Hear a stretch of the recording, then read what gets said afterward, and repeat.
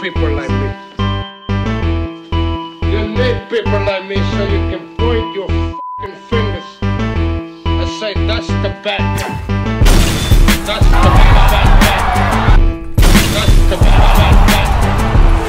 That's the bad guy. That's the bad guy.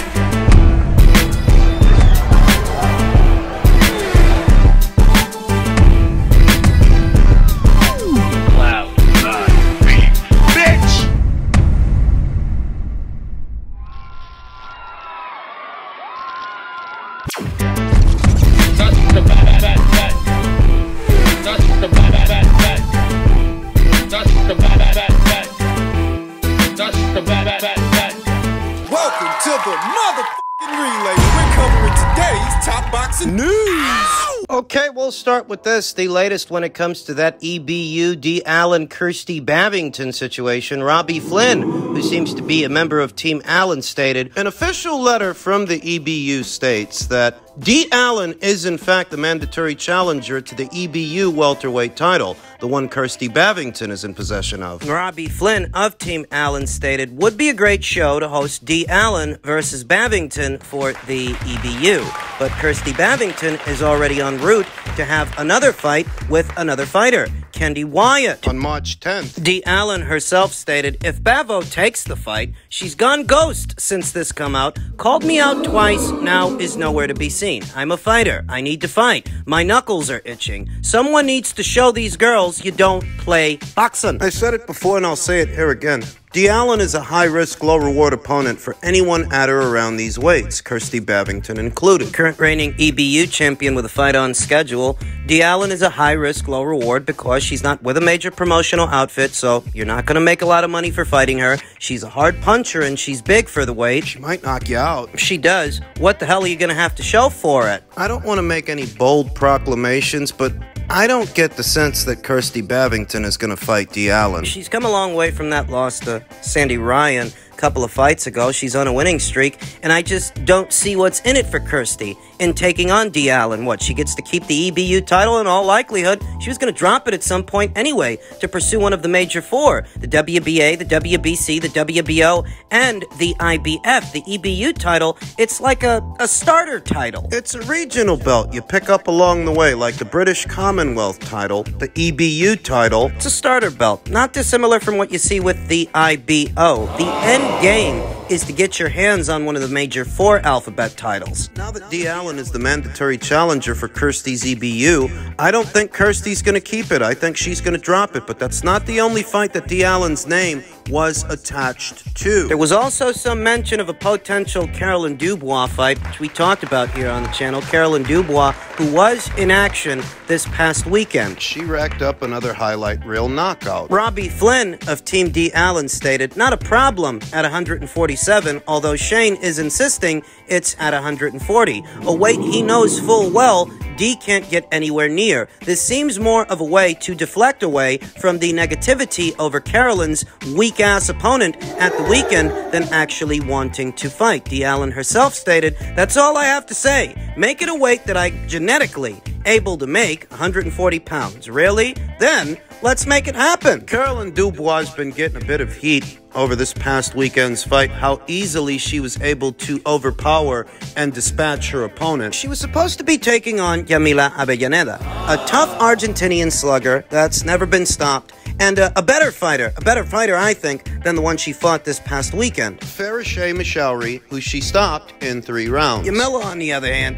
she's never been stopped. She's never been knocked out, and for what it's worth, I think she would have offered up a bit more resistance for young Carolyn than Farishay did, though you can hardly fault Carolyn Dubois for that, because it was Yamila that pulled out of the fight. It was Yamila that withdrew, and people at Sky Sports and Boxer did what they could to find someone else for Carolyn to fight. That's the most you can ask. Robbie Flynn is saying the only reason they even mentioned D. Allen is to try and save face for fighting a lackluster opponent this past weekend. That's the gist of it. Damage control. They're saying they're not coming down to 140, and you know, I wondered about that, because Carolyn Dubois campaigns at 135 pounds, and D. Allen is 2 divisions north of 135 at 147. Would they be willing to meet in the middle? It appears that Team Allen is not. And I'm going to be honest here.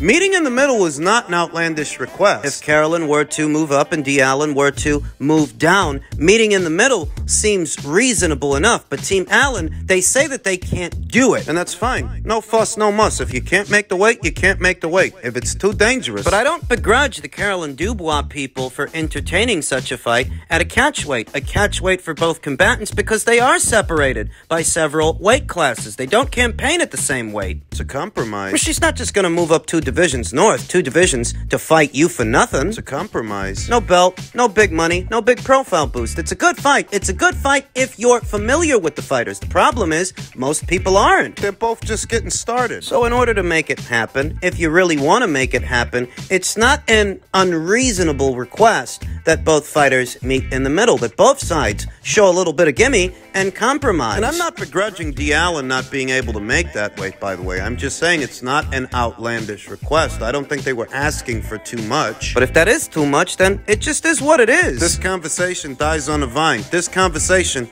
it don't get off the ground. Another question that people are spewing out there in the internet is that you're no longer a PBC fighter. Do you want to respond to that? I mean, who said I wasn't? This is the rumors, gossip in the gossip from the internet world.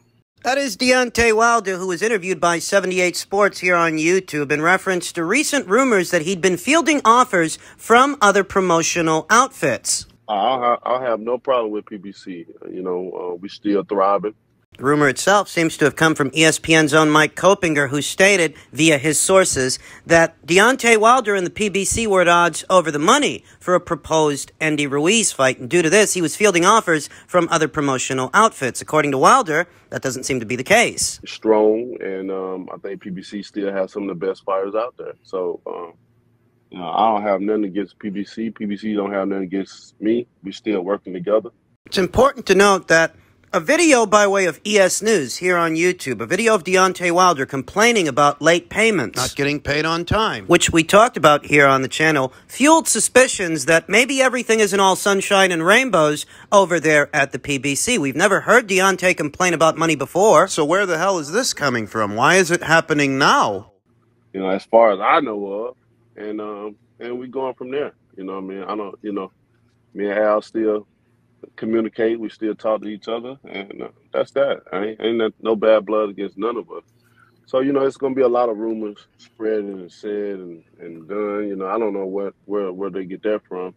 We got it from Mike Kopinger, and he got it via his sources. That Deontay is fielding offers from different promotional outfits. The bit about a Francis Ngannou crossover fight. The bit about a Francis Ngannou 2-fight deal. That bit of it came from Deontay Wilder himself. He's the one that made that proposition. Though he can entertain an Ngannou fight en route to a Ruiz fight. Both things can be true.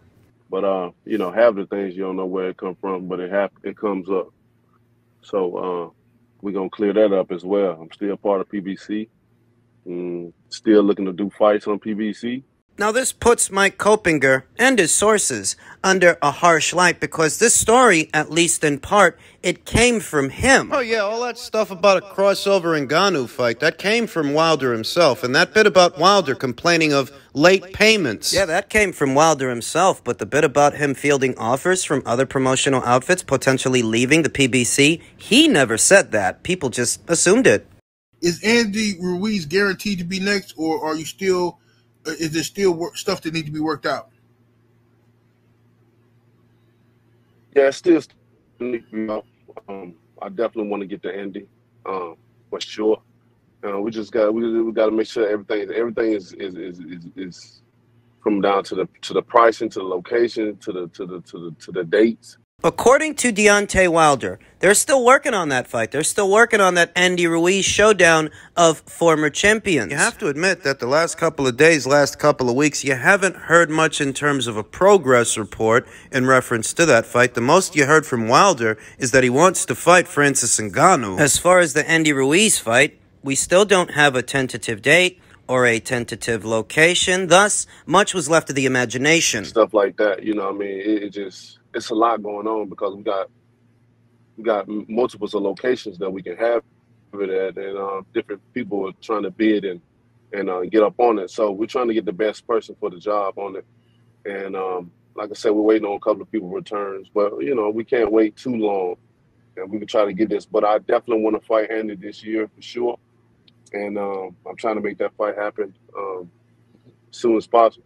Based on the current schedule, what the PBC's already got lined up, you've got Benavidez versus Plant in March, Davis versus Garcia in April, presumably Spence versus Thurman in May. You think they're going to push Wilder versus Ruiz out to June? They might. Juneteenth would seem ideal, because it's less than ideal to stage 2 box office fights on the same platform within the same month. Remember, you're drawing from the same customers if you do that. They're only going to pay that hefty price tag but so many times in 1 month. And that's not even counting what your competitors might have on their schedules, what box office fights they might have happening on their platforms. You can't do anything about that. You can't control them, but you can control your own schedule. And it's less than ideal to do 2 box office fights within the same month. So I'm going to assume that Wilder versus Ruiz would likely be scheduled for sometime after May. Based on Wilder's own words, that fight is still on track. It's still en route, though the winner, whoever it ends up being, whether it's Andy or Deontay, what are they going to do after that? Because this is the biggest fight they can hope to have on the PBC side of things, on PBC Island. Beyond this fight, what other big names and what other big fights? You know, they ain't got to work with nobody to do this fight. Do they mean to pursue that Francis Ngannou crossover fight, that 2-fight deal Deontay Wilder proposed? Do they mean to pursue that beyond the Andy Ruiz fight if Deontay Wilder wins? Because I really don't get the sense. What's he, 38? Going on 39 years old? 8 or 9 surgeries to the same arm? Do you really think he's going on another world title run? Here's what I think.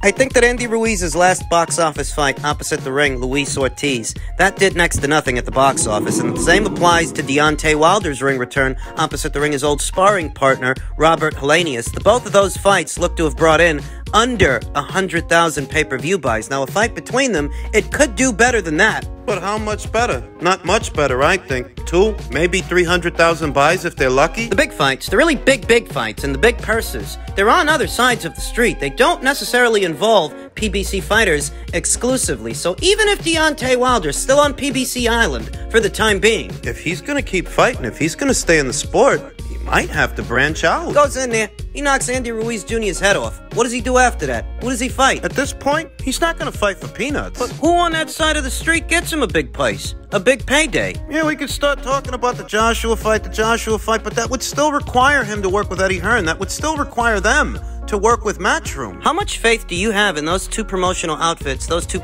separate platforms, getting a deal done? Deontay Wilder's recent interview with 78 Sports shed a little bit of light on what's going on right now, but what's going to happen later, we don't know. We won't know for a while.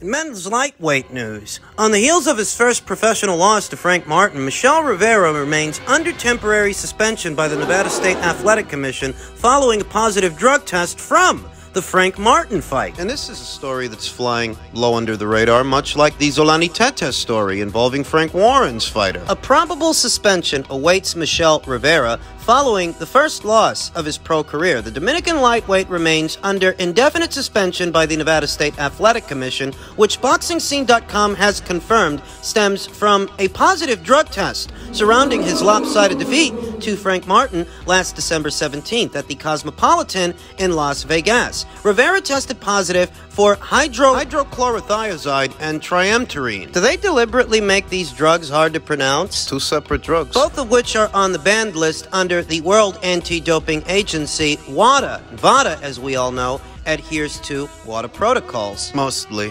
Hydrochlorothiazide and triamterene are both considered diuretics and largely identified as water pills. The combination of the two help to reduce fluid retention and reduce blood pressure. Rivera and his team contend that he ingested the substances unwillingly after being duped into believing he was taking vitamins and supplements. The claim has been met with sympathy, but is unlikely to help reduce any forthcoming punishment, as all athletes are responsible for what enters their body. Similar instances normally result in a 9-month suspension issued by the Nevada State Athletic Commission, along with a 15% fine of the contracted fight purse. Such punishment will leave Rivera out of the ring until September, as the suspension is retroactive to the time of the infraction, which occurred last December. The development further crushes any momentum gained by Rivera, who, along with Martin, enjoyed a 3-fight 2022 campaign. Both boxers were undefeated entering their WBA-sanctioned lightweight title eliminator. What momentum did Michel Rivera have? He lost a lopsided decision. Look at the judges' scorecards. 117 to 110, 118 to 109, 120 to 107. Michel Rivera didn't have any momentum coming out of that fight, believe you me. And PBC fighters not being all that active anyway, I'm not sure how much of an impact this ban really has on him. You know, this reminds me of the Josh Taylor versus Ryan Martin fight some years ago, that battle of the unbeatens that took place in Josh Taylor's neck of the woods. After Josh beat the guy in one-sided fashion, post-fight, news broke that Ryan Martin had tested positive for a performance-enhancing drug, and you never would have known it based on his performance. It didn't help. Now, what Michel Rivera tested positive for, it's not an according to Hoyle performance-enhancing drug per se. It doesn't do a whole lot for performance, but what it does do is help you make weight. Rivera was rumored to have struggled to shrink his filled-out 5'9" frame to lightweight, though he weighed 134.4 pounds on the official Nevada State Athletic Commission scale during the pre-fight weigh-in. He was roughly the same weight in an 8-round points win over Jerry Perez just 2 months prior in Brooklyn, New York, as well as his 8th-round knockout of Spain's John Fernandez in their July 2021 WBA semifinal eliminator in Carson, California. The instance in question is the first time that Rivera has run into such an issue and is generally regarded as a clean fighter. The 24-year-old from Miami, by way of Santo Domingo, the Dominican Republic, has long been enrolled in the WBC's clean boxing program. However long the suspension, Rivera is expected to campaign in the 140-pound division. They're all regarded as clean fighters until they're not. Michel Rivera himself stated by way of his social media, "You know what it's like to pay $10,000 for your team and they dehydrate you with illegal substances? I've never taken anything harmful to my body. I respect myself." Plausible deniability. He says that he didn't know, and I'll be your huckleberry. I'll play devil's advocate. Maybe Michel Rivera really didn't know what he was ingesting, So he could have plausible deniability. It's the first he's heard of it. Every single fighter that ends up testing positive say they had no idea. The stories are eerily similar no matter how crazy the excuses are. Tyson Fury said he ate boar testicles. Luis Ortiz said he was so hungry he could eat a horse. Jarrell Miller, he bought gas station dick pills. Whereas Michel Rivera's explanation is a lot more ho-hum, a lot more mundane. He's pointing the finger at his own team for giving him illegal substances without his knowledge. You know that I don't see as much pearl clutching when it comes to this situation as we do for the Conor Ben fight? Bear in mind that Ben versus Eubank didn't even actually happen. In any event, Michel Rivera is just the latest fighter to test positive for a banned substance.